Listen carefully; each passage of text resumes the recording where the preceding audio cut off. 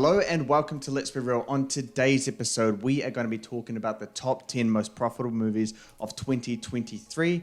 Disney Plus and Max are joining forces to offer a streaming bundle. So how does that change the streaming landscape? We got our first look at David Corn Sweat's Superman, Furiosa, a Mad Max Saga, one of our most anticipated movies of the year. The first reactions have dropped from critics. We're going to be talking about Bob Iger's comments regarding the frequency of MCU movies and TV shows. And then we're going to be finishing things off here with the Kingdom of the Planet of the Apes box office predictions.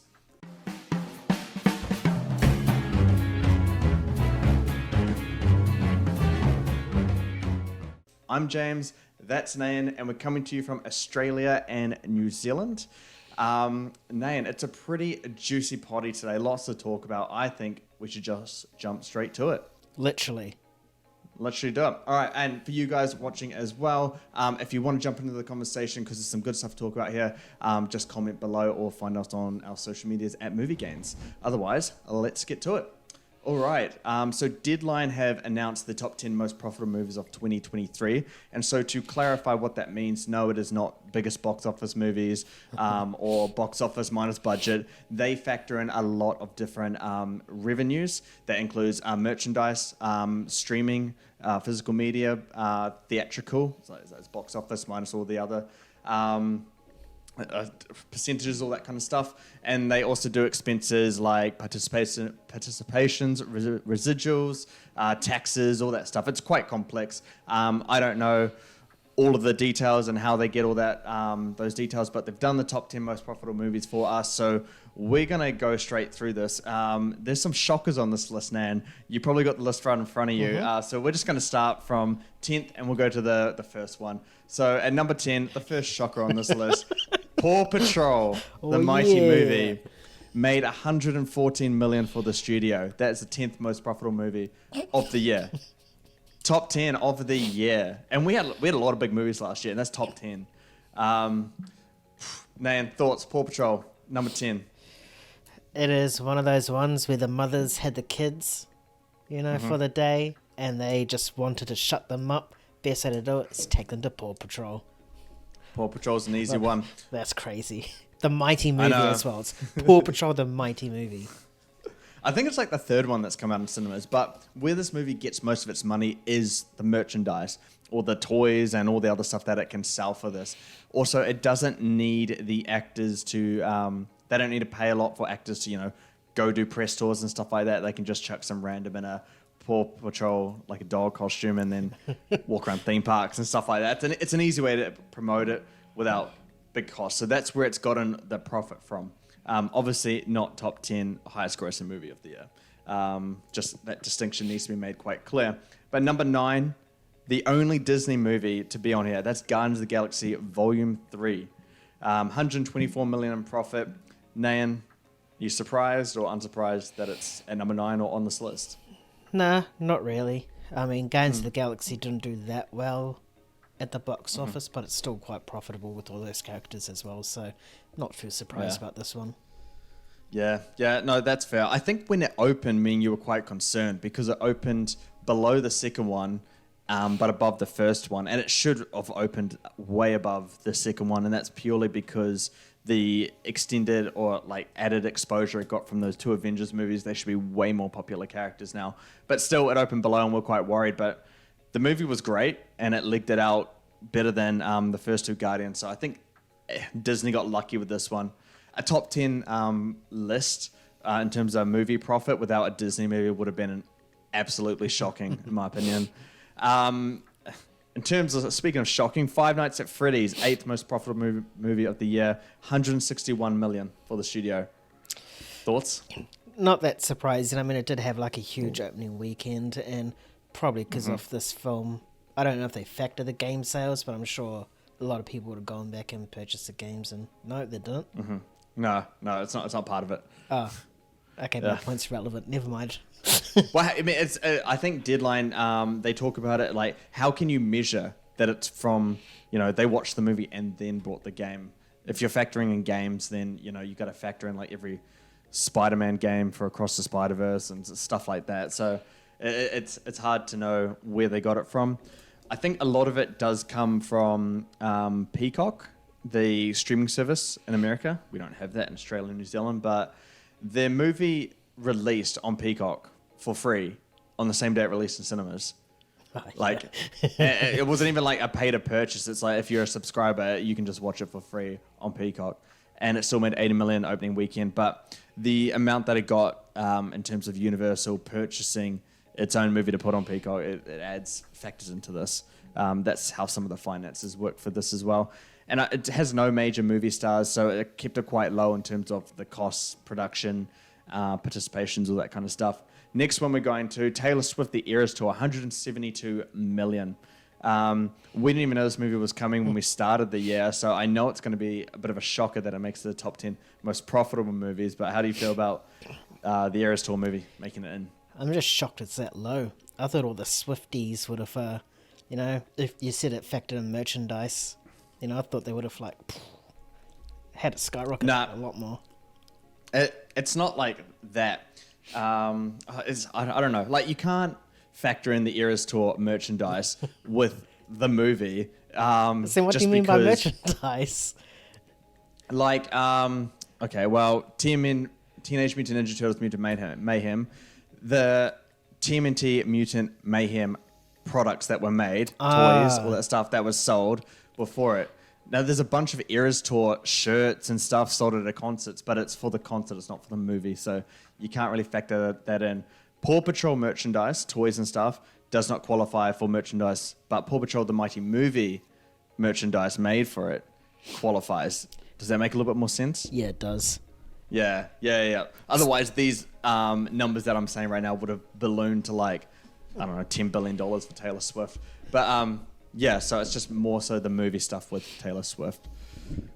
Makes sense. Yeah, and it costs I think under 20 million. It didn't cost much at all because you just need someone to record the actual concert. yeah, and pay someone to put it all together. So it really didn't cost much, but yeah, unprecedented in terms of concert movies. Number 6, Wonka, 182 million. Surprised that it made that much? A little. That's actually quite surprising. I mean, yeah, I want to be stupid here and, the Wonka chocolates could have, because that's got the Wonka name on it. No. I'm just trying to see how far I can push James to getting triggered right now. Next segment. Yeah, this one actually really surprised me. I mean, it did okay at the box office from memory. But yeah, I don't understand what or would have driven it to be that much. I'm pretty sure it had a semi-decent budget as well. It wasn't that much of a merchandise sort of movie unless you want a little kid wants a Hugh Grant Oompa Loompa. So, yeah. This one's actually shocking for me. Yeah. No, that makes sense. I mean, yeah. When you start off the year, we saw so many great movies. We thought 2023 would be a really, really cool year in terms of big movies and making a lot of money. Wonka being 6th upon that list in terms of actual profit, I think that's surprising and shocking. And I think it actually shows a little bit of the draw that Timothée Chalamet has. A movie that I thought would be higher, that comes at number 5, is Oppenheimer. It made 202 million for Universal. The reason why it surprises me is because of the physical media record selling out, the 4K, the 900 to 1 billion gross on a $100 million budget movie. Only 202 and 5th for the year. And no nuclear weapons does not count as merchandise. For any countries doing under the table selling off their nukes, no, it does not qualify for Oppenheimer. But a lot of this one had 300 million in expenses for participations, and that's back end deals for cast and crew. I think obviously Nolan, the producer, Emma Thomas, Matt Damon, Emily Blunt, Cillian Murphy. If the movie grosses a certain amount, then they get box office bonuses per se. So they had a lot of extra money outside of the production to pay talent for signing on to the movie. You'll see a lot of these kind of things, particularly with a bunch of A-listers, which I think Oppenheimer has 50 A-listers in its cast. And so it's saying, hey, we'll pay you, 1 million for this movie, which is not much to some of those actors. But if it makes a certain amount of money, we will give you an additional 4 million or 5 million. And then it's like, okay, yep, I trust this director. I can see it making that amount of money. I'll do it kind of thing. I think that's how they really attract those kinds. And that's how you have that low $100 million budget for the movie. But are you surprised as well for it only being fifth? Considering I can see what 4, 3, 2, 1 is, not really. I guess, yeah, it's awesome how it had like a low budget and made almost like $1 billion. And then obviously the physical media sales, as you said, like sold out like what, less than a week? Or the physical media as well. So it just goes to show that everyone wanted this movie. So I think fifth is a right place for it. Maybe fourth. But, yeah. You know, the next four are just not surprising at all. Yeah. Speaking of four, it's one that I don't want to say because Nayan is going to hype it up. Look, I can see him getting ready over there. Number 4 comes Teenage Mutant Ninja Turtles Mutant Mayhem at $204.5 million for the studio. Majority of that comes in merchandise because it didn't make too much of the box office. 100%. Surprise or not surprised? I'm surprised it's that high on the list, but then I'm not surprised as well because, you know, like the merchandising for this would have just been a piece of piss. Like, you know, just chuck like random turtle dolls, chuck the logo on them, boom, print off a lot of money for those like exactly young kids. Easy money. It's an absolute shock, dude. I mean, look at the top 5 there, and you don't expect to see that one. And you know, I think it got like 100 and something million worldwide. That's all it got. And it's like fourth in this. It makes no sense. Like, its profit is higher than it made at the box office. And the studio doesn't get all the box office money. It gets like half of it because they have to pay theaters and all that stuff. Stupid. But some of these movies are purely greenlit for the merchandise. Paw Patrol, the Mighty movie being one of them. Oh, 100%. Yeah, but smart move by studios, honestly. Moving on now to the top 3. These ones probably aren't a surprise to people, but number 3, we have Spider-Man Across the Spider-Verse at $328 million profit for Sony. This one comes from obviously licensing the movie to Netflix to use. It made really good at the box office. It had a low budget, I think around the 100 million mark. It had a low marketing budget because it did a lot of brand partnerships with, you know, different brands and stuff, particularly one being at Burger King. I don't know if you ever saw that. We didn't get in New Zealand though, but Burger King, they had like a Spider-Verse burger, and it was like a red bun with like black seeds. Oh yeah, I remember you showing me this, and I was like, bro, that just looks like it was gonna kill you. It looks disgusting, yeah. So it didn't need to do so much in terms of the marketing P&R side of things. So hence the very large profit that it made. Surprised it's in the top 3? No, not really. I mean, we already know Spider-Man is like hugely marketable. Just the character itself and the hype that this film was getting. The box office as well did better than the first one. So yeah, I mean, including off what you said, the Netflix deal as well, that would have helped a lot. And then you go into the merchandising as well, you know. Easy Spider-Man toys, easy sell, easy money, easy profit. Yeah, nicely said, but nothing surprises you apparently, except for Wonka. Moving on to the top 2 now. These are not a surprise at all. The highest grossing movie of the year, Barbie. 421 for Warner Brothers. 421 million, that is. Yeah, I remember I saw like a tweet saying the most profitable movies of the year. Here's the top 10. Someone comments like, how the fuck did Barbie make this list? I'm like, what? It's the highest grossing movie of the year. Of course it's going to be on here. But yeah, anyway, Barbie only had a low budget, but the marketing budget, and that's why it's not number 1 here. The marketing budget was insane. And, you know, it feels like half that marketing budget went to our premiere back in Auckland. Just what they did for that screening was absolutely ridiculous. I imagine that every other major city had a very similar one. The marketing was insane for this movie. As you know, it's one of the things that really brought it that massive box office total in the end. But yeah, I know you're not surprised about this one, but 421 million, Warner Brothers got to be happy with that, I'm sure. Oh, 100%, you know, made what, 1.4 billion? Almost 1.5 at the box office. Barbie, again, a very well known IP, Yep. easy merchandise to sell. Popcorn, drink, and a Barbie doll. Easy peasy, So, it's not really surprising. If anything, I am a little bit surprised it wasn't number one, but then you mentioned all the marketing stuff and then it makes sense. So, Yeah. it just goes to show that we're going to get a Barbie 2 at some point. Or whatever spin-off comes its way. There'll definitely be something. I'm surprised nothing's been announced already, to be honest. But yeah, number one, not surprising at all. Super Mario Bros. Movie, $559 million. Obviously, you got merchandise in there, but an insane box office total. The budget was $100 million, $50 million from Nintendo, and then $50 million from Universal. I think as well, like the marketing wasn't too much. Animated movie, it didn't really need to do as much, and it had all these different outlets that could just market the movie. Obviously, it's one of the biggest gaming franchises ever. I think it is the biggest gaming franchise ever by numbers. Sounds about right.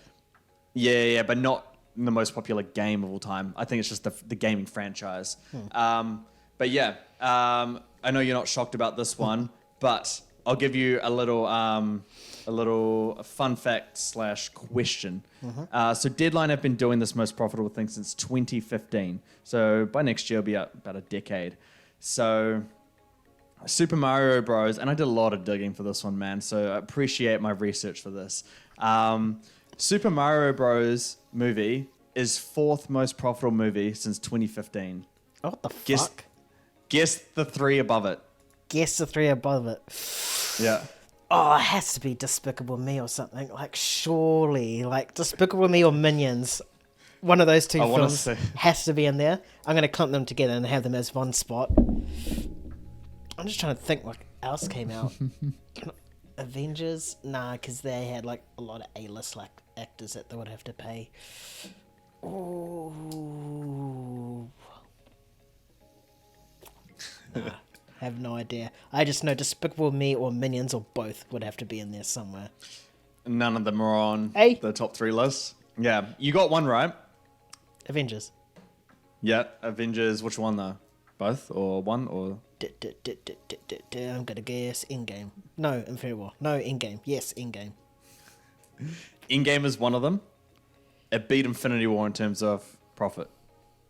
The next one, I think, was Star Wars The Force Awakens. Ah, yes. Which got like 700 something. That's second. And then third was Spider-Man No Way Home.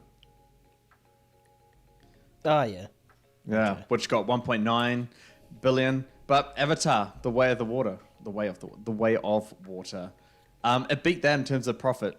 And I think the profit for Avatar, The Way of Water is like only 400 and something. So that's shocking considering it's like third highest grossing movie of all time. But yeah. And it's not a superhero movie as well. Yeah, but I thought that was funny. Good old Mario Bros. For coming in the top 5 there. All right. We're going to move on now to quite big news that came out today. I think this one can change the way we consume media quite profoundly, I guess. So Disney and Warner Brothers Discovery, they are joining forces, coming together and to offer a new massive streaming bundle. It's going to have, Disney Plus, Max, Hulu, all in one. It's going to have all the brands from each of them, DC, Pixar, Marvel, all that stuff coming together. So the major players of these streaming wars, they are trying to expand their offerings. They're trying to collaborate together to, remain competitive in struggling and declining market, because when it comes to streaming, Netflix is really the only profitable one. I think Disney Plus, they just became profitable, and that's like a minuscule amount. So you got to remain competitive in this market, and I think this is the way that Disney Plus and Max are going to be doing it. So, Nan, do you think it's going to be reshaping the streaming landscape? Is this kind of going to be the norm moving forward? I think we will. It's similar to like a studio buying out a studio at this point, except they're not really buying each other out there. They're just like merging or coming together to offer a bundle on their own platform. The one thing that is going to hinder it is if they're only going to restrict it to US, because if they're going to restrict it to US, then they're going to take ages. It's essentially just going to be Disney Plus carrying the profits there, because that's literally worldwide. Whereas Max, I'm not sure about Hulu, but Max is only restricted to US. So if they do this, they have to like release it worldwide at some point, and it's also bizarre how Max hasn't done it already. They get so much more profit if they like release it to UK and Australasia and Europe and everywhere else. So it's so bizarre, and I don't know why they don't do it. So I think if they do that, then this will be a big game changer for sure. And then I think we'll see a lot of other ones do it, especially those smaller ones, like Paramount Plus and I don't know, some other small one. Can't Peacock? think of any. Peacock, just for like a little boost in like profit and sales, I can see that happening. Yeah, for sure. I mean, I think this is pretty cool, but you are right. It does need to just expand from just the US, which is where it's going to be launching this year. I like this a lot. I think this is the way to go for streaming, because the problems that I had around these streaming wars is that, a majority of the big stuff was on Netflix. That was, the central hub for, you subscribe and you get a whole bunch of stuff that you can endlessly just watch. And that was cool. But then every studio said that they needed to have their own streaming platform, and, they saw potential in it. So it took everything off Netflix, and then you got this sporadic, environment with just, little bits of good content here and there. And if you want access to all that stuff again, you had to spend like $100 a month on all the different streaming platforms, which no one's going to do unless you're making big money. So I always hated that, but Disney Plus and Max coming together, I think that's pretty cool, because I love the library that Max has. And it's sad that we don't really get it here in New Zealand, but what Max does have, they have all the HBO stuff, and they have all the Warner Brothers stuff. Warner Brothers has some really, really great films, and HBO has some of the best TV around. So, you pair that with what Disney Plus is, I think, that's a good balance between, your nostalgia and franchises with, original and interesting movies that Warner Brothers can offer as well. The only downside you get from Max is the DC EU, which I don't want that on my TV at all. Sorry, mate. All right, before we cap off this segment, so let's say you're going to spend $150 NZD, New Zealand dollar, to purchase a yearly subscription to a streaming service. Now you can choose 2 studios to pair together for your streaming service. Which 2 studios or which libraries do you want combined together to get the most bang out of your buck? Just 2? Just 2. That top one is so tempting. Disney Plus and Max? Yeah, that one is really, really good. And I'll probably use it a lot as well. But I think Max is definitely one of them that's locked. What you get from that is just good value. I'll probably have to say Amazon. There's some really good stuff on Amazon coming out lately. So I think probably Max and Amazon would be the way to go for me. And then obviously Disney and Max, because you just get so much content. Yeah. No, that's fair. I would not have Amazon there. I think it's quite thin on the movie side of things. I would go Max and Peacock. Basically Warner Brothers and Universal, because, for those people that don't know how distribution works in Australia and New Zealand in terms of the major studios, Universal and Warner Brothers are joined together. So we get all those invites from that one publicist in terms of our premieres and media screenings and all that stuff. What they do every single year, man, it's just they do really great movies. That's like getting Barbie and Oppenheimer in the same thing. This year, I don't know what you get this year, but yeah, I don't know what you get this year, but you get the majority of the good movies coming from those 2 studios. I think I would not have Disney Plus. Disney Plus to me is just a place to revisit franchises, nostalgia. If you're looking for a movie to watch that you haven't seen before and you want something interesting, Disney Plus is not the place to find it. It's a place to go and feel comfortable with something that you've seen before and that you loved, either as a child or growing up or whatever. So yeah, I would go Max and Peacock. But Amazon does have some good stuff. I think they just need to improve their movie side of things. Yeah, to really, I picked it mainly for its TV.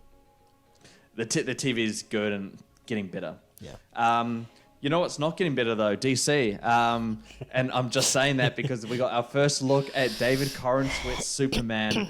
A lot of different opinions have been going out there about this one, and it's really the first look at anything regarding James Gunn's DC Cinematic Universe, the DCU. Nayan, what did you think at our first look at David Corenswet's Superman? Well, my very first look before I had to process anything in my brain was I woke up, grabbed my phone, and I was scrolling, and I saw it, and I had to do a double take because I thought it was Henry Cavill. I was like, "Whoa, he's back!" And then I read the caption. I was like, "Oh, okay." And then I had a shower, and I actually properly looked at it, and I think it was revealed in the wrong way. I think the suit will look better in motion, and when we get a proper, not so CGI'd AI, whatever, rendered sort of photo, when it's like actually in a real live action environment, I think it'll look better. But just based on that alone, it's not good, eh? It's like this, the pants is light blue, and then like the top is like dark blue, and there's like a big black stain across there. Is that an actual stain, or is it dirty because he got hit like with a blast or something? I don't know. And then you're bringing back the trunks. The trunks are outdated. Like, move on. Just have a red belt. That's where it's at now. This is the 21st century, not fucking 19 whatevers. And then what the fuck is happening in the background? I see a lot of people saying, "Yo, that's hype." You don't even know what it is. It's just a massive green purple ball thing. Like why did you reveal it in that way? You could have just had a simple like overlook of Metropolis and just have the Daily Planet there, and it would just be so much better. I think Heroic Hollywood did that. They like touched it up. I don't know if it was Heroic Hollywood, but I know they either posted or reposted someone's version where they got rid of the shitty black stain. They like brightened up the colours, and then the backdrop was Metropolis, and it looked fantastic. Like, I was like, I wish that was the first look video, because that looks way better than what we got here. And then the suit is like baggy, like you can see like the crinkles, like it doesn't look like it's gonna fit right. I don't know if it's because he's sitting down, but you're not really showing off Superman's physique if he's like wearing a baggy hoodie. Yeah. Do you think he's putting on the suit or about to take off the suit in that photo? He's putting on, but he's taken a long time to put it on. Like, why would he take it off? It's like there's already. Yeah, but there's a big ball behind him. Like, he hasn't sorted that out. It could just be a fireworks display, a very impressive one. So we don't know, man. We don't know. Yeah. Sorry, I'm like you. One more thing. And they brought back the curl as well, which I don't have an issue with, but in that photo it looks like as if it's like gonna be over like here instead of like here. Yeah. But it could be the camera angle. I don't care about the curl. I just feel like if you have the curl, it's just gonna be an absolute bitch to work with in filming. Like, this doesn't need to be a curl. It's cool. But it doesn't. It's not necessary for live action. I am like you. Yeah, I had to look at it and I'm like, oh wow, this looks. I thought it was fake and like AI generated. If you had like a really advanced AI saying, "Hey, imagine David Corenswet and Superman with James Gunn's aesthetic or something like that," I feel like this was exactly what you would get. Especially like you said, the backdrop. I don't think we needed, this big ball of light. Yeah, but the suit itself, I think it's far too similar to what we got in Man of Steel, but also different in the worst ways. Like, you got the crinkles in the suit. It looks cheap. It looks like something that you could buy. I think I could go out tomorrow for the whole day and I could find something of this quality. So yeah, it doesn't look good. I wish it was, and I hope to God it's not an official film still, but first impressions are important, especially when it is the absolute, first look at this new cinematic universe. This is the first thing we're seeing, and this is what it is. I think it's not the way to reveal it. We remember the Batman costume reveal. Sure, the set pics look. The set pics for the Batman, the costume, it looked so bad, but it was like from a set. And then they did like an official reveal. They did, I think it was like the red and the black. It looked awesome. And then like the score as well. Yeah, you got a bit of a taste there. This one, it's done the same thing by having a marketing photo as the first look, but just done poorly. Honestly, you probably should have just done a video, kept it simple. This just isn't it. I think it's a bad first impression, and it has a little bit of a sour taste in my mouth. I know it's no reflection on the movie quality itself, and people are probably going to be like, "Oh, you're overanalyzing it. It's just a costume or whatever." But I mean, I think these things like they add up and they do affect the way we view a movie going into it. So we'll have to see. It's just one picture, few pixels, but yeah, it's I'm just curious to see what the trunks are going to look like, because they do seem like they are going to be there. I mean, but like how it's going to look in live action. I know we've seen it before, but now in today's era, it's going to look weird. It's going to look weird. Like even in games and like TV series for Superman, they don't have that anymore. It's just a red belt. So they understand, but I guess James Gunn is trying to capture the roots of Superman, the humble beginnings. But if he did that, why the hell is the suit so fucking dark? Yeah. No, completely agree. It seems like it's trying to, balance the best of both worlds there. I honestly think Henry Cavill's Superman suit is as close to perfection as you can get, at least for a modern day version for Superman in terms of the live action cinema. But yeah, that's not going to happen. We have James Gunn doing it. I'm sure the movie will be better than Man of Steel, at least fingers crossed for that one. Otherwise, the question to you guys, you've all seen the picture of David Corenswet as Superman. It looks so much like Henry Cavill, but the suit looks a lot worse. If you disagree, comment below, or if you agree or have more thoughts on it than what we've said here, be sure to comment below and share your thoughts, and we can have a discussion from there. Otherwise, we're going to move on to Nayan's most anticipated movie of the year. That is Furiosa, a Mad Max Saga. So this has been shown to a select few critics alike. So I've gathered some reactions regarding Furiosa. No official reviews. These are just reactions. I think they're an important distinction because me and Nayan, we cover reactions sometimes, and I'm not going to point any specific movie out, but those reactions don't always result in or reflect the actual quality of a movie. The Flash. There we go. Exactly that one. That one's a horrific disconnect between reactions and reviews. Anyway, some of these reactions. So Heroes Unbound said Furiosa is a visceral triumph, an epic trip through Miller's scorched wasteland that spans decades. The emotional journey is intimately personal and deeply moving. Action is ferocious, wild, and unrelenting. David Ehrlich brings me great joy to report that Furiosa is really, really fucking good. Operates in an extremely different gear than Fury Road in ways that I suspect will frustrate some people, but also manages to make that movie even richer while carving its own legend in the wasteland. Eric Davis said George Miller's Furiosa is a powerhouse action filmmaking at its absolute best. A ferocious and relentlessly paced epic that expands the story of Furiosa and the wasteland while delivering the craziest chases, the most bombastic characters, and just plain stunning cinematography. Anya Taylor-Joy and Chris Hemsworth equally dive all the way into the wasteland and both deliver some incredible stuff. And our last one here, Fix, you gotta change that name, bro. Furiosa is epic in every sense of the word.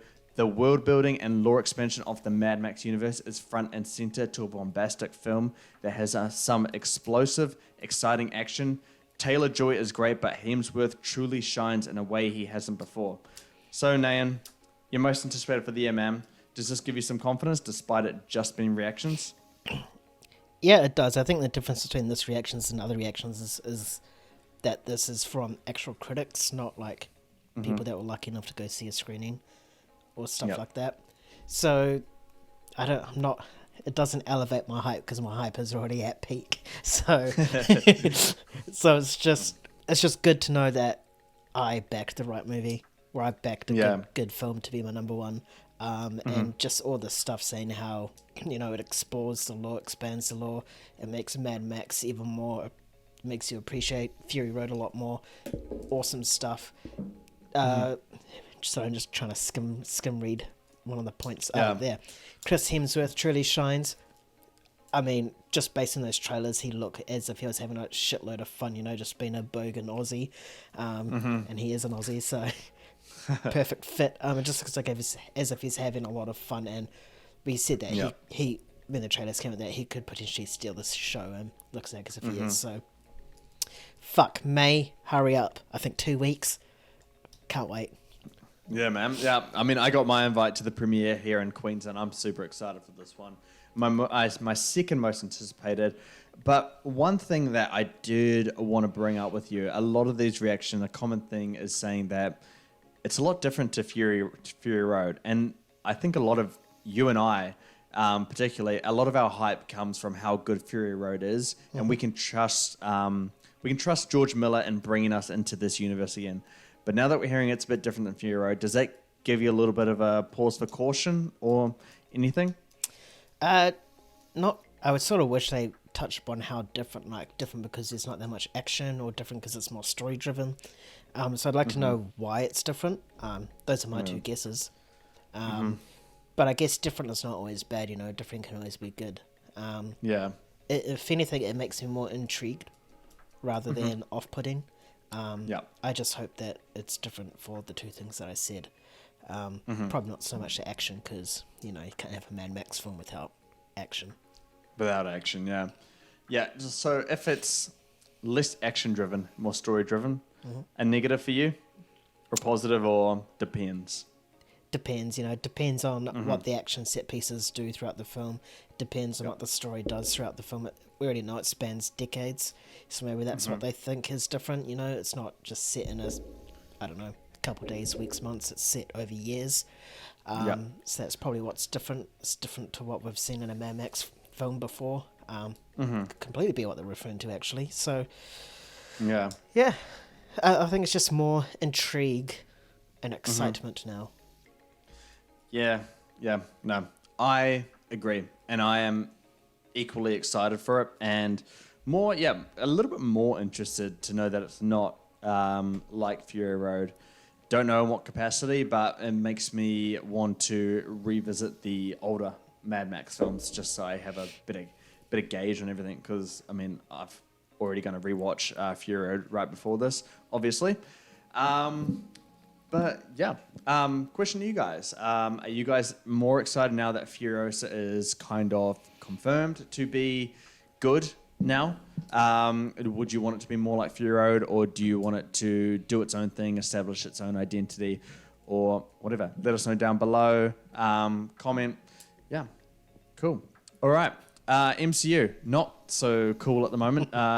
As we continue to, I guess, shit talk in a way. MCU has been going downhill for last couple of years, and Bob Iger has spoke on this over the last week regarding the frequency of MCU projects. And me and Nain, we've covered here on this podcast before about the frequency, about how it's too much content. I don't think me and Nain have even watched everything that the MCU has done now, because it's just too much, and we don't really have the time to invest in TV show, like 5 TV shows a year and 7 movies or whatever the rate is. But it's just becoming too much. But Bob Iger has clarified a little bit on this. They said that the studio is working hard to reduce the output of movies and focus on the quality. He said he's confident on how things are, reshaping. So the output for Marvel movies will be about 2 a year, 3 at maximum. And then Disney Plus MCU series is going to dip to 2 series a year rather than 4. I mean, 4 was absurdly high to begin with, but it's going down to 2. So you're looking for, on average, 2 Marvel movies a year, 2 MCU series a year, and maybe on some years, 3 films. So, Nan, is this a good rate for you? Is it too much, too little, or just right? No, it's good. It's perfect. It's, MCU going back to their roots and back to basics. Those TV series, they could just be, not so significant towards the larger story. that's why they have them as 2. But this absolutely had to be done. You know, we can't keep having 4 movies and 20,000 TV series a year. It's just not feasible for a consumer to keep up on every single thing that's happening in the MCU. Yeah, it's nothing but positives right now. The only thing that they need to do is actually make sure it translates into quality. Because if they do this and the quality is still dog shit, then MCU's done. Yeah. I don't know if you saw Kevin Feige's comments regarding the quality. So, you know, they're obviously very aware that people aren't reacting to the MCU in a positive light now. So it seems like they're working hard to change things and actually improve all the projects. And I think it starts with reducing the output, because we heard reports over the last couple of years that Kevin Feige is spread far too thin. And he's ultimately the glue that brings the MCU together. You know, he's that one person that oversees every project. He's deeply involved. He looks at every script, and now he can't because he just has far too much to do, especially when there's 4 series. I think that's one of the bad things as well. I honestly think that we actually scrap MCU series, no TV shows, go back to the good old days, 2-3 movies a year, because like those were good. You know, if it's working and it's good and people are loving it, then you don't need to change anything. The MCU series is when it's bad. But if we are going to do series, I think for series to work, it needs to be based on characters that have already been in movies, have already been established in the movies, in a prominent kind of appearance, not just a cameo at the end and being like, oh, new MCU series is coming up, but a prominent place in the MCU, at least in the movies. I just, you know, when I'm seeing like series come out like Agatha or Vision Quest, I know Vision's been in there, but it's White Vision and Vision Quest coming out. Like, why would I watch that? I don't feel the need to watch that. And the MCU series, they shouldn't have anything to do with the larger story. Nothing at all. The fact that, you know, Guardians had a holiday special in which it was revealed that Mantis was the sister to Star-Lord. Like, I'm fine with that story decision. It's just that if I hadn't watched that, I would have been like, what's going on? Are they brother and sister now? It's just weird. And who's honestly going to watch a holiday special of Guardians? The diehard fans will, but will casual moviegoers that go and see these movies in cinemas? Probably not. Yeah, so that kind of stuff, it needs to have nothing to do with it. Loki has a massive, you know, connection to what's happening in the MCU. You know, the multiverse, the TVA, which is going to be in Deadpool. Like, it feels pretty hard to, you know, follow Phase 4, 5, and 6, the Multiverse Saga, without watching Loki. That one seems particularly important. If you want to watch Captain America, Brave New World, when did Anthony Mackie's Falcon become Captain America? Oh, wait, you have to watch the series.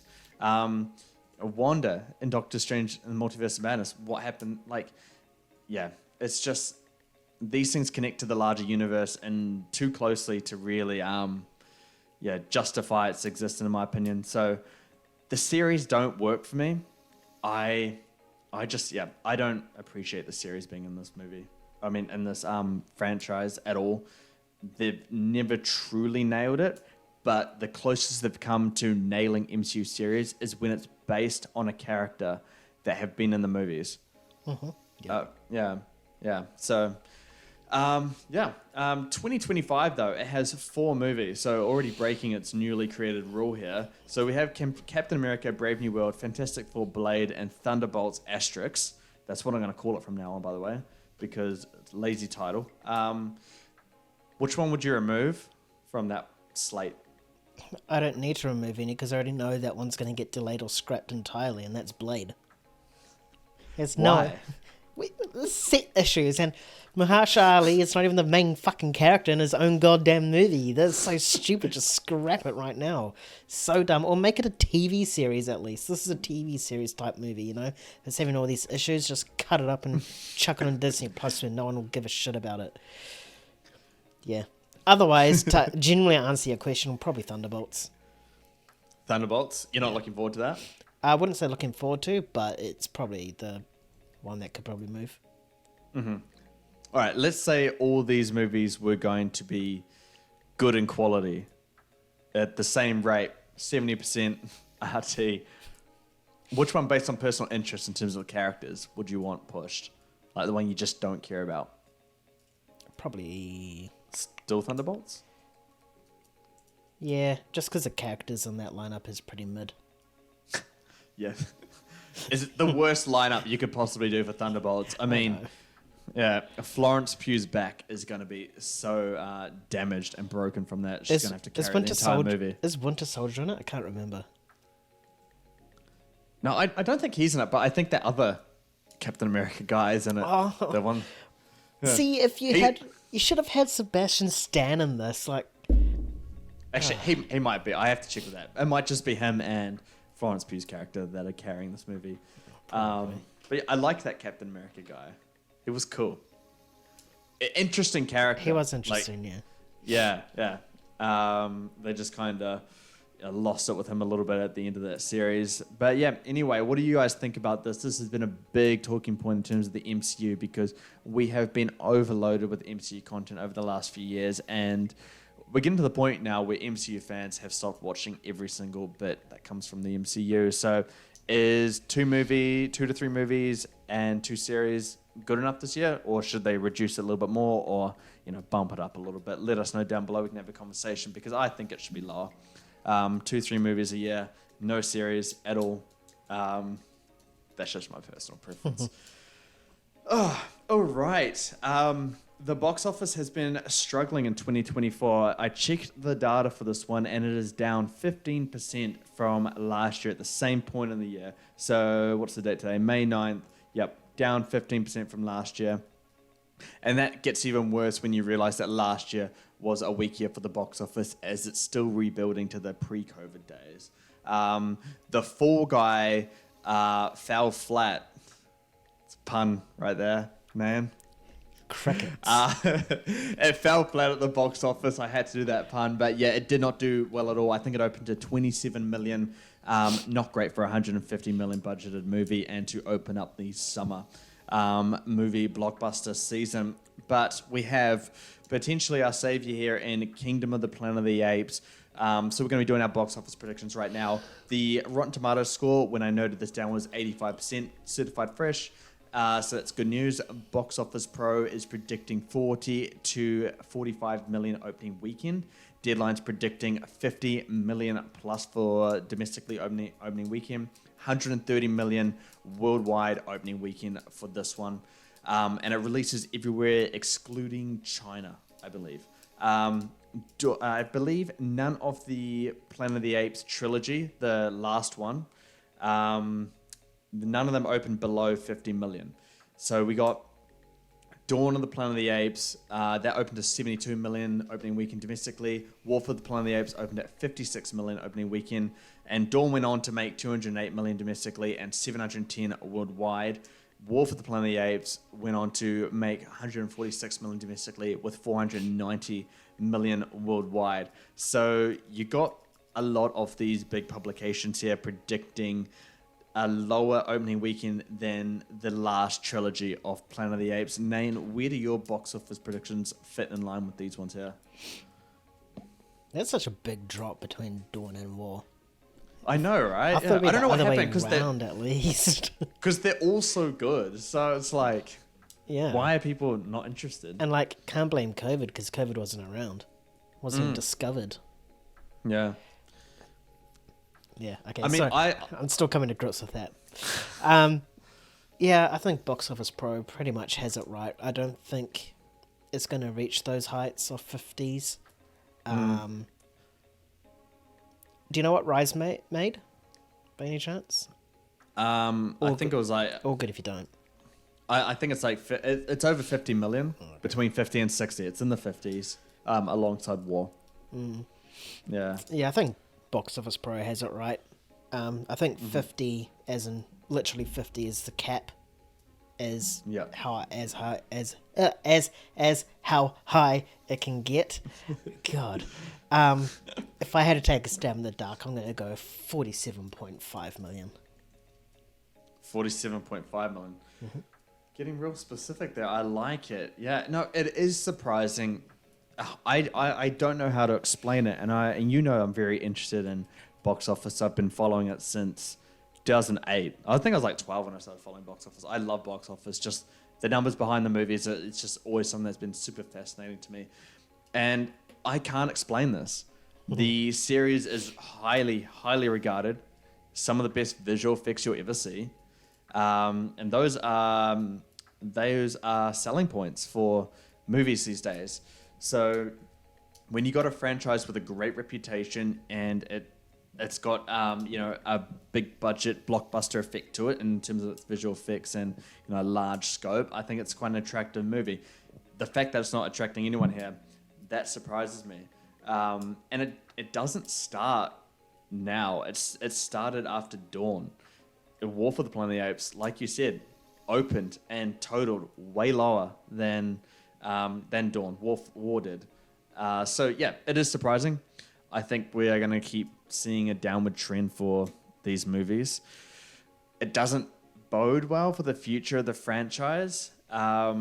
And I'm right with you, man. I'm going to say 46.5 million. We're going to revisit this on Sunday when we do our next potty just to see who's right because we're so close in terms of those predictions there. So yeah, stay tuned for that. You went like a million under me. Oh, well, someone's going to be closer to it than the other. That's what matters, Nan. But that's what I was going to predict before we started this recording. Anyway, the only explanation I could possibly give for why it's going down is the snail pace storytelling. Probably. Planet of the Apes, yeah. And the fact that you're theorizing that they're going to do, Empire of the Apes and then actual Planet of the Apes. It's just like six movies. That was before we saw Kingdom. I don't think that's on the table now. If it takes six movies to get to a Planet of the Apes, I think, that's too slow for audiences. It's great for us because these movies can explore interesting ideas and we can really get invested in certain characters. But the casual movie-going audience, who make up majority of the box office, they're not in for just the slow pace to it. And I always thought back in the day when Rise and Dawn released, and that was 10 years ago. So I was a young boy then. I'm just like, oh, this is too slow. It's going too slow. Now I get to appreciate these movies a little bit more deeper because of what they did with characters. But that's the only thing that I could see where the casual audience have no interest because, why do they have to wait, 13 years for a Planet of the Apes movie where they kind of run the planet properly? Yeah, that's all I can think of. But yeah, anything else to add for the box office predictions? No? No, I'm just shocked about that. About the I agree with that. What would you do? We'll cap off the thing, but we'll cap off our potty with this question right here. If higher opening weekend than Kingdom of the Planet of the Apes. What? Is it? Could movie if? Sorry, I thought you were saying what if opened, and I was like, what? It's so hard to say that movie without it sounding as part of the sentence. No, the movie if. What do you do if it makes more opening weekend than Kingdom of the Planet of the Apes? Probably will. Because it's got fucking Ryan Reynolds in it, Steve Carell. It's got a little fucking purple, black, whatever it is, googly thing that's stupid. Ugh. You just know. It's Minions. It's fucking Minions again. God damn. That movie, man, I'm not looking forward to it. I've only seen that first trailer. I haven't seen anything else. Me too. Yeah, but I did see a GIF the other day, and it was like this gummy bear, and it farted, and it said sorry. John Krasinski, what are you doing? I mean, he's going to be washed before he even truly started. But yeah, I am not looking forward to that one.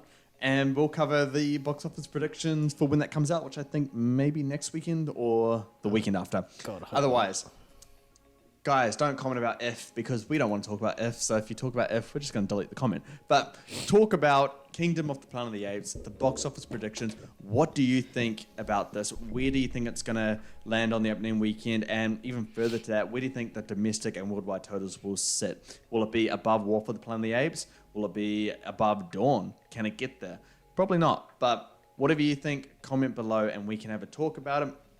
Otherwise, Nayan, that is it for us today. We are done. Thank you guys so much for tuning into this episode of Let's Be Real. We hope you enjoyed our takes and comments and predictions, all that kind of stuff. Your support and engagement does mean a lot to us. If you liked hearing from us, then you can subscribe to us on YouTube. Comment below. We can have good discussions there. I'm having some cool discussions with some cool people. Shout out Simon on YouTube as well regarding Kingdom of the Planet of the Apes. So be sure to comment. We can have a chat. If you guys don't want to watch us, then you can listen to us on any podcast platform that you listen to as well. Otherwise, you guys know where to find us on social media. It's at Movie Gains wherever you do social media.